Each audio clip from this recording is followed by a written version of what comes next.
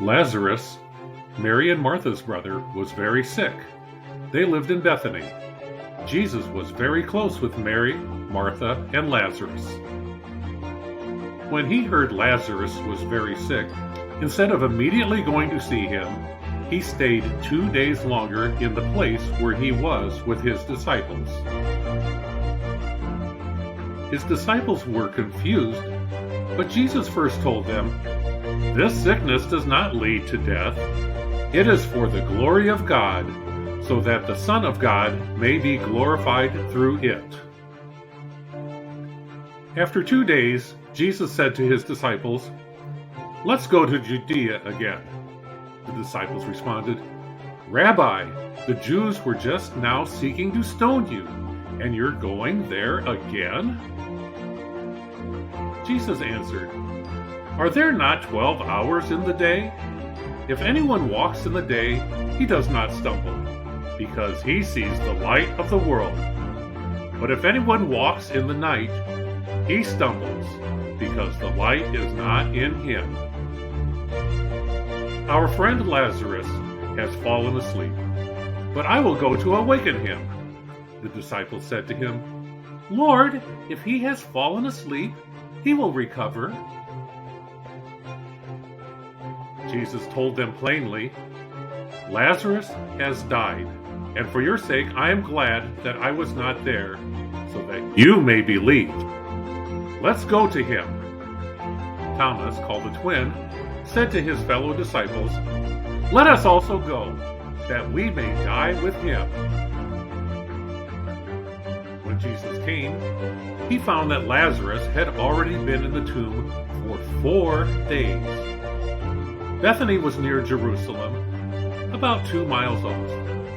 Many of the Jews had come to Martha and Mary to console them concerning their brother. When Martha heard Jesus was coming, she went to meet him, but Mary stayed in the house. Martha said to Jesus, "Lord, if you had been there, my brother would not have died. But even now, I know that whatever you ask from God, he will give you." Jesus said to her, "Your brother will rise again." Martha said to him, "I know that he will rise again in the resurrection on the last day." Jesus said to her, "I am the resurrection and the life. Whoever believes in me, though he die, yet shall he live. And everyone who lives and believes in me shall never die. Do you believe this?" She said to him, "Yes, Lord, I believe that you are the Christ, the Son of God, who is coming into the world." Then she went and got Mary. Mary rose quickly and went to Jesus outside of the village where Martha had met him. When the Jews who were there with her in the house, consoling her, saw Mary rise quickly and go out, they followed her, thinking she was going into the tomb to weep there. When Mary came to where Jesus was and saw him, she fell at his feet, saying to him, "Lord, if you had been here, my brother would not have died." When Jesus saw her weeping, and the Jews who had come with her also weeping, he was deeply moved in his spirit and greatly troubled. He said, "Where have you laid him?" They said to him, "Lord, come and see." Jesus wept. The Jews said, "See how he loved him?" But some of them said, "Could not he who opened the eyes of the blind man also have kept this man from dying?"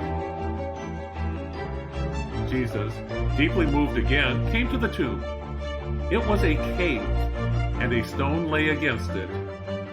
Jesus said, "Take away the stone." Martha, the sister of the dead man, said to him, "Lord, by this time there will be an odor, for he has been dead for 4 days." Jesus said to her, "Did I not tell you that if you believed, you would see the glory of God?" They took away the stone. Jesus lifted up his eyes and said, "Father, I thank you that you have heard me. I knew that you always hear me, but I said this on account of the people standing around, that they may believe that you sent me." When he had said these things, he cried out with a loud voice, "Lazarus, come out!" The man who had died came out, his hands and feet bound with linen strips, and his face wrapped with a cloth. Jesus said to them, "Unbind him and let him go." I hope that you have enjoyed this story about Jesus, the resurrection and the life, who raised Lazarus from the dead. Jesus gives us life forever with him as well. Thanks for listening.